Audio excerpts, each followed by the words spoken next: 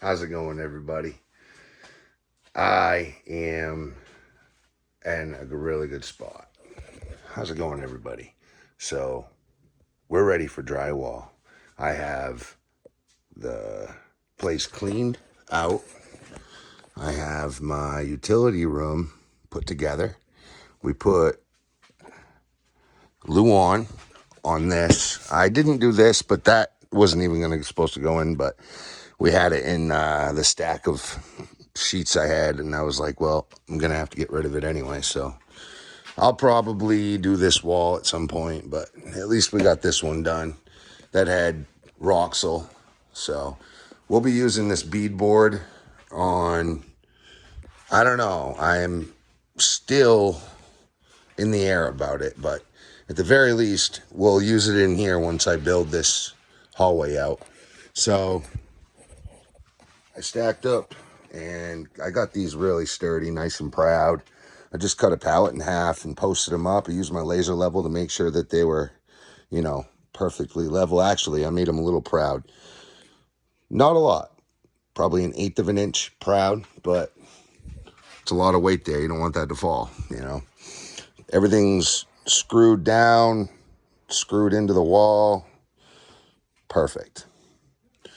I've hung my chargers. This can hang, but it's just so much weight. And there's only two little holes like that. Like, that plastic is not strong enough, not in my eyes. I put a lot of 12 hours on there, so that's actually better off. It's portable, it's got a handle on it, but freed up a lot of space there, so that was a huge help. My other bureau just would not fit in there, so I'm glad that fit, though. Anyway, I have insulated all the way down everywhere that this is exposed for their electrical highway. I literally slipped insulation all the way to the exterior rim joist and cut it to the center carrying beam. It went so well and so smooth that I'm actually thinking about cutting a trench down here and doing this side, but I'll probably do that at some other time, especially if if they complain about noise in the future. This will be getting Roxel. This will be getting fiberglass insulation, but I got a big order of insulation on its way tomorrow. What I'll do today is start patching up all my small patches. Small patch drywall today. I've had a big day. I cleaned this whole place out. I burnt 4 totes of junk wood. So I cleaned all the floors, reorganized all my shelving. A lot of this stuff's going to have to go too. So we got a big fall cleanup process to do soon. But yeah. So all my insulation is used up. That was literally the last of it from last night. But we're getting there. Little by little. I don't take days off. Every single day I work at least 6 hours. Usually a normal 8-hour day. But I live right here, so don't have to travel. Literally take a lunch, normal lunch. And I work a little later. I don't start till a little later, but I also work a little later, so it's getting there. And it's going to start really, really showing finish. It's going to show that finish line very soon. These sheets are really big, and they go up and they fill a lot, and it gets done quick. So I'm ecstatic. I am so, so happy that we've gotten this far. Biggest thing was the plumbing and the electrical, because I'm not a plumber. I had to learn plumbing. That took a long time, and I hired the electricity out. My electrician, I was going to just hire him to do the panel, but he was like, well, I can get this done in 2 weeks. So I did the plumbing while they were doing that and getting ready to come, and we got it all worked out. So fairly affordable as well, It's about half the price here for the electrician. as it is in Rockland or back home where I'm from. So it's literally half the price. So I didn't mind it. Everything's done right. And I drilled all the holes. I set all the boxes. I got all the stock. Like I was going to do it myself, but he's seen how prepared I was. I had everything here. You know, I'm sure that was a big factor in him just getting it done for us, because it made it pretty convenient for him. Yeah, so this is the next monster. Mudding and drywalling. These will be drywall return, so that's going to look really nice. No trim at all. It'll have that newer appeal to it. But, yeah.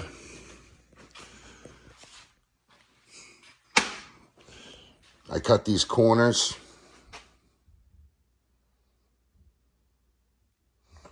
Makes it a little easier to walk through. This is all hooked up, installed to the drain. Got my mixing valve, my shower head. I'm just going to drywall up to it. Where this bumped out, my base, because of my pipe, I was off a 1/2 inch. And I'll drywall up to it and then I'll trim over that. It'll actually come out really nice. And then I'll put trim around the border. But I'm going to try to do as much drywall transitions as possible, just mud. Obviously, trim my doors, trim my mop boards. I'm not a big fan of the corner board. I really am not. It's like, if you're going to mud it, why not just leave it like that? It's much nicer. It's much cleaner. It's quicker. It's cheaper. But I think it looks better, you know, unless you're going to put like cornice molding up. But I don't know. I guess it does dress it up a little bit. So we'll see. I might take all this down and use it for some other trim around where I need other trim, and just drywall it, you know, mud into it. Can't really use that for mop board. It's kind of not wide enough, but like this transition will be just drywall. It'll be corner bead. That's coming tomorrow as well. Got a bunch of blades. I ran out of blades. That right there is underneath the stairs, and I put triple thick fiberglass insulation there. These walls, everywhere I've opened them, I put double insulation up, but these walls only have an individual 2x4. I don't know why they wouldn't get 2x8 or 2x6 insulation. I mean, I know it's cheaper, but, you know, it's fiberglass. So the good thing is there's foam board out there. And it's not the cheap stuff either. Like, it's the good 3/4 thick with the reflective underlayment on it. So it's really good stuff. So that helps a lot, especially where the house is vinyl. But we're ready. I'm stoked. I've done a lot of carpentry in here. I've done all the plumbing. Shout out to my good friend from high school, Jason Tebow. He did the plumbing. Like, he was the main plumber.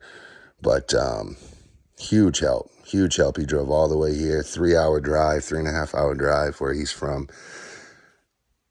And that's just one way. So 6-7 hours he drove that day. Started at like 3 o'clock, got here at 8. You know, he had to get up at 3, I guarantee it. Left the house at 5, got here at 8. And we worked our asses off. We got everything done we wanted to do, though. So, and then I did all my PEX and hooked my water tank up, built my manifold. So I've learned quite a bit. I learned a lot helping Jason put this PVC in. You know, it used to be this Venn diagram, Da Vinci's Code to me, and now I understand the principles, the basics. Obviously, I wouldn't do that again because I found out that heavy drops actually hurt. They actually hurt the pipe. I guess if the water moves too fast, it doesn't clear the sediment out. It creates gurgles in the system and it leaves sediment in the pipe. So it's actually very important to stick to that specific drop. 1/4 inch to 3/8 inch, anything more, and it gets bad. So I may have to fix that in the future. That's coming off of a washer. This has probably way too much drop. I didn't get the plumber's level, and I did some math, and that's what I got worked out. So that should be right there, but this transition, I should give it, you know, the 1/4 to 3/8 inch drop and then straight down, then turn over. But I was running out of stock that day, and I just had just enough to do what I did. I got it done. It's out of the way. There'll be a wall here anyway. Plus, where there's going to be a wall here, that will be hidden in the corner of there. And like I'll probably build a wall out right to this point, come down and then straight over. There'll be a door here, and then it'll turn in. Most likely come out to the edge of this. So there'll be like a door right here. Come over, boom. Almost look like a slanted Z. But yeah, I'm going to get to it. Start doing some drywall. Thanks for watching. Catch you at the next step.